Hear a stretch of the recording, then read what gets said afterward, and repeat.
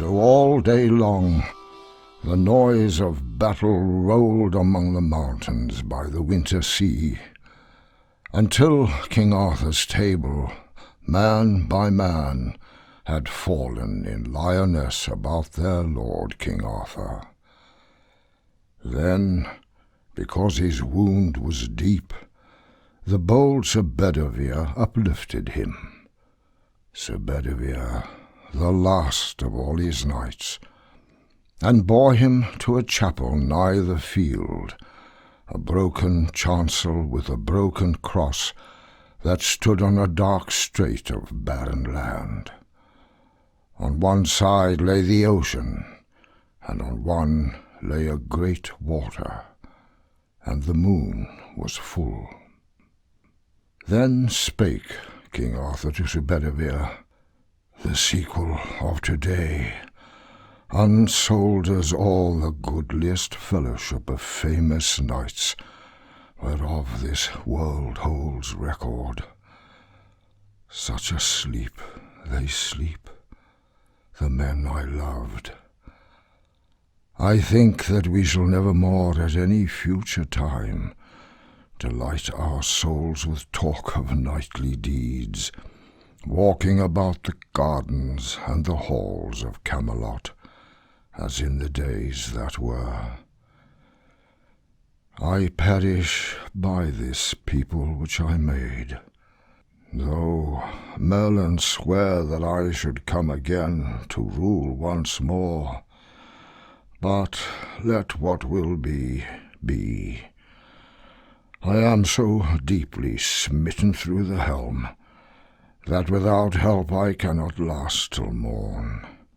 Thou, therefore, take my brand Excalibur, which was my pride, for thou rememberest how in those old days, one summer noon, an arm rose out from the bosom of the lake, clothed in white samite, mystic, wonderful, holding the sword, and how I rode across and took it, and have worn it like a king. And wheresoever I am sung or told in after time, this also shall be known. But now, delay not, take Excalibur, and fling him far into the middle mere. Watch what thou seest, and lightly bring me word."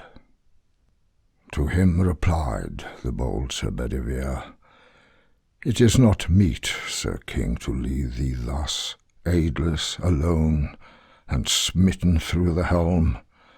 A little thing may harm a wounded man. Yet I thy hest will all perform at full.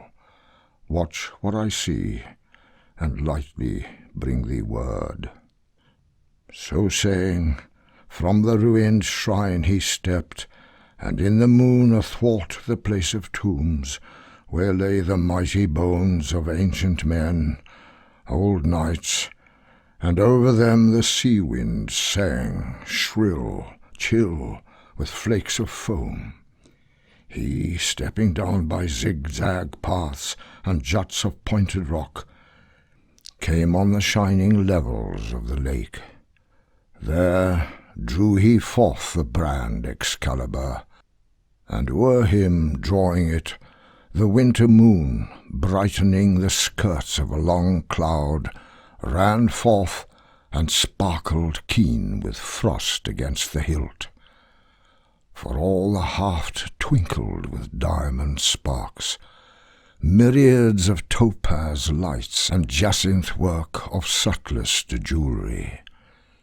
He gazed so long that both his eyes were dazzled as he stood this way and that, dividing the swift mind in act to throw.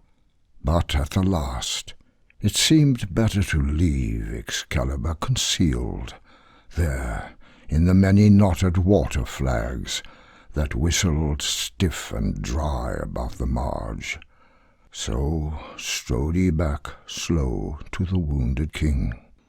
Then spake King Arthur to Sir Bedivere, Hast thou performed my mission which I gave? What is it thou hast seen, or what hast heard? And answer made the bold Sir Bedivere, I heard the ripple washing in the reeds, and the wild water lapping on the crag. To whom replied King Arthur, faint and pale, Thou hast betrayed thy nature and thy name, not rendering true answer as beseemed thy fealty, nor like a noble knight. For surer sign had followed, either hand or voice, or else a motion of the mere. This is a shameful thing for men to lie. Yet now I charge thee, quickly go again, as thou art lief and dear, and do the thing I bade thee. Watch, and lightly bring me word.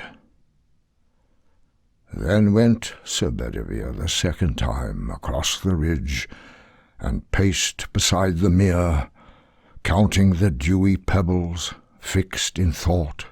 But when he saw the wonder of the hilt, how curiously and strangely chased, he smote his palms together, and he cried aloud, And if indeed I cast this brand away, surely a precious thing, one worthy note, should thus be lost forever from the earth, which might have pleased the eyes of many men.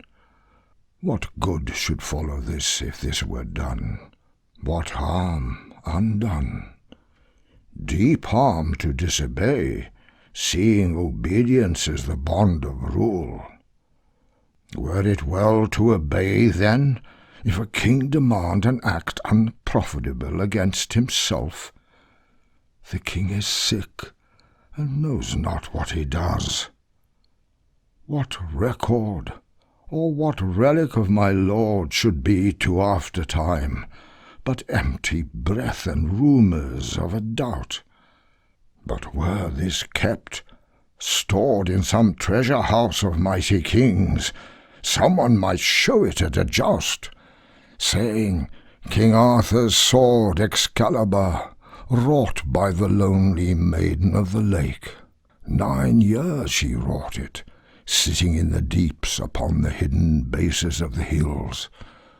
So might some old man speak in the aftertime to all the people, winning reverence.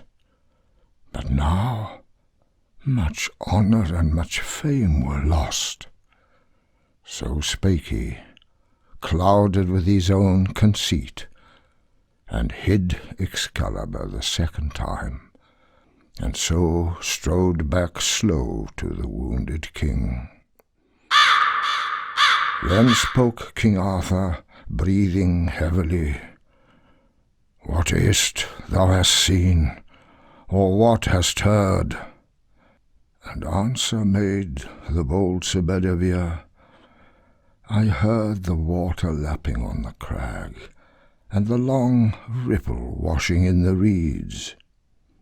To whom replied King Arthur, much in wrath, Ah, miserable and unkind, untrue, unknightly, traitor-hearted, woe is me!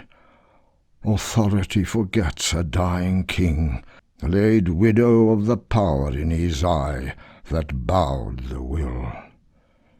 I see thee what thou art, for thou, the latest left of all my knights, in whom should meet the officers of all, thou wouldst betray me for the precious hilt, either from lust of gold, or like a girl valuing the giddy pleasure of the eyes.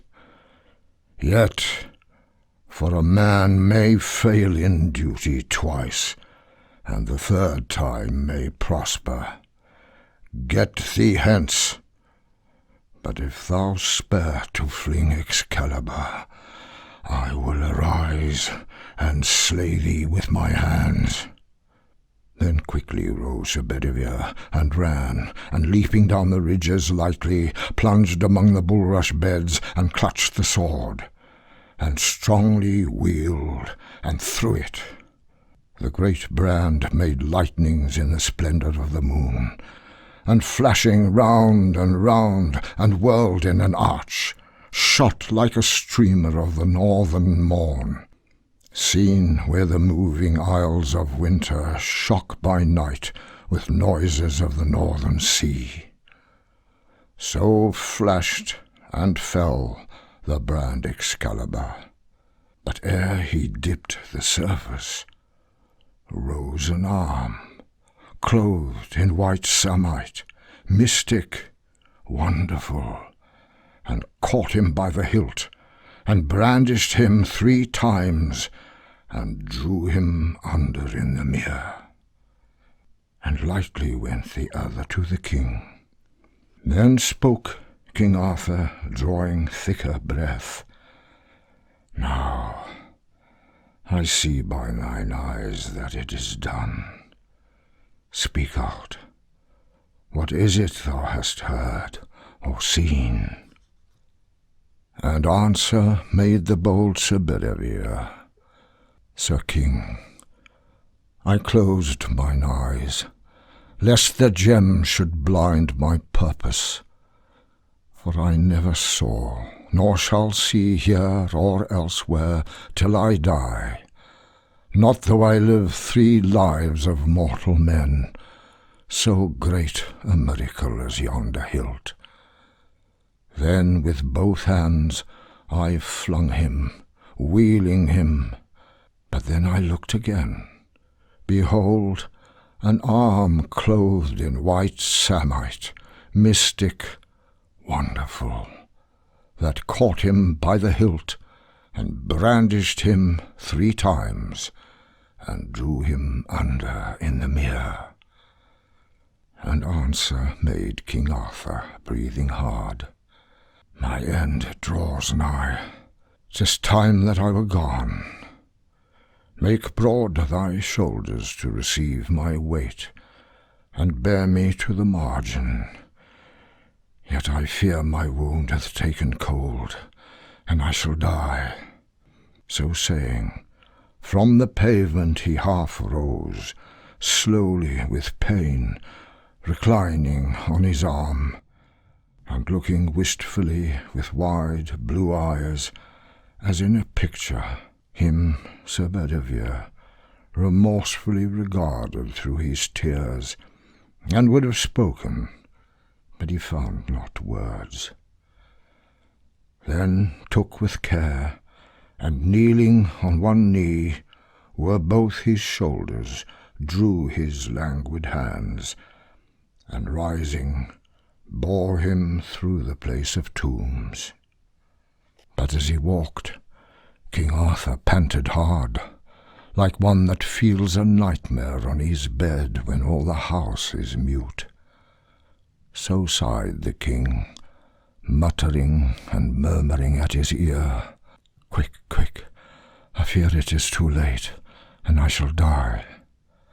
But the other swiftly strode from ridge to ridge, clothed with his breath, and looking, as he walked, larger than human on the frozen hills. He heard the deep behind him, and a cry before. His own thought drove him like a goad. Dry clashed his harness in the icy caves and barren chasms, and all to left and right the bare black cliff clanged round him, as he based his feet on juts of slippery crag, that rang sharp smitten with the dint of armed heels, and on a sudden, lo, the level lake, and the long glories of the winter moon. Then saw they how there hove a dusky barge, dark as a funeral scarf from stem to stern, beneath them.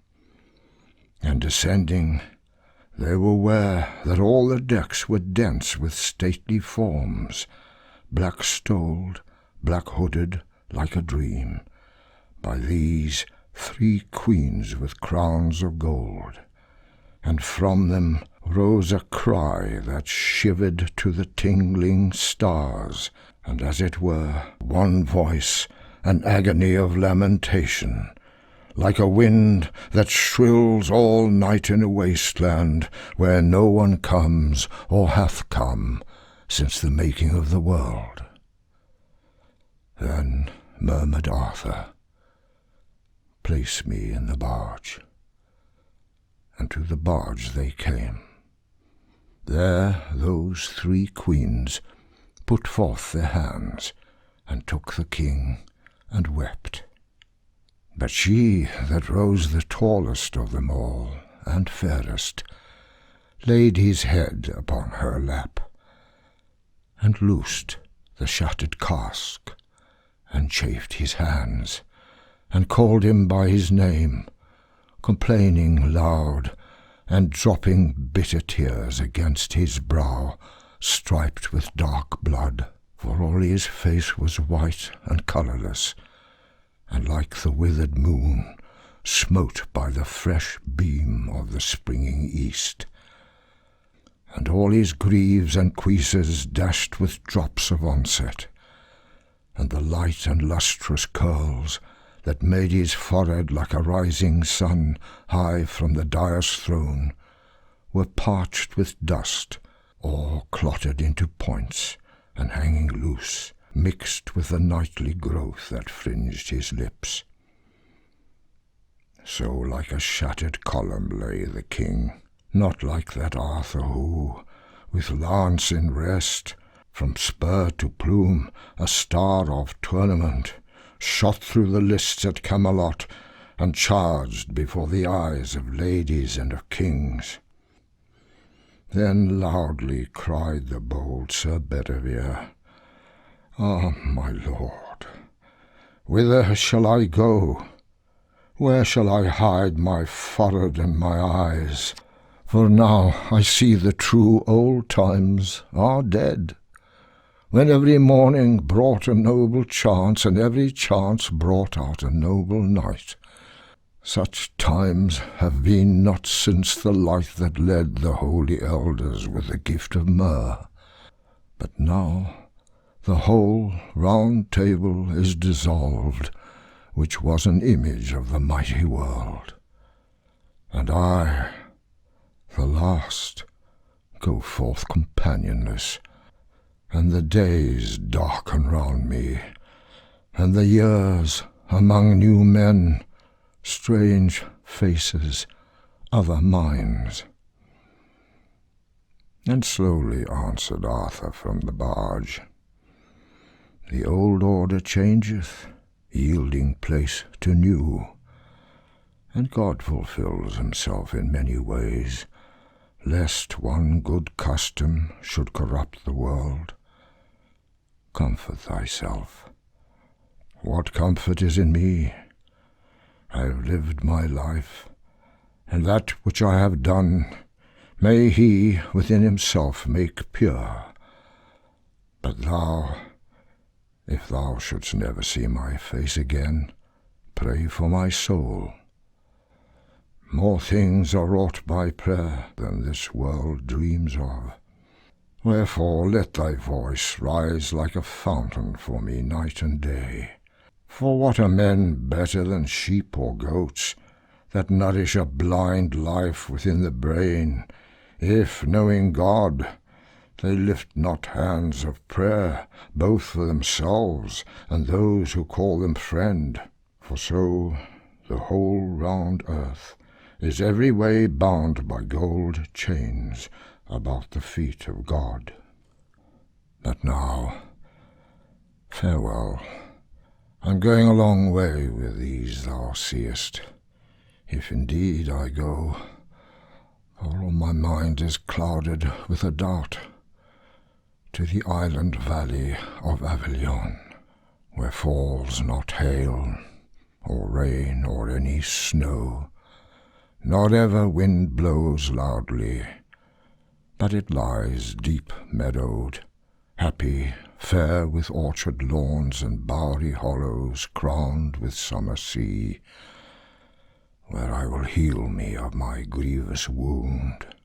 So said he, and the barge with oar and sail moved from the brink, like some full-breasted swan, that fluting a wild carol ere her death, ruffles her pure cold plume, and takes the flood with swarthy webs.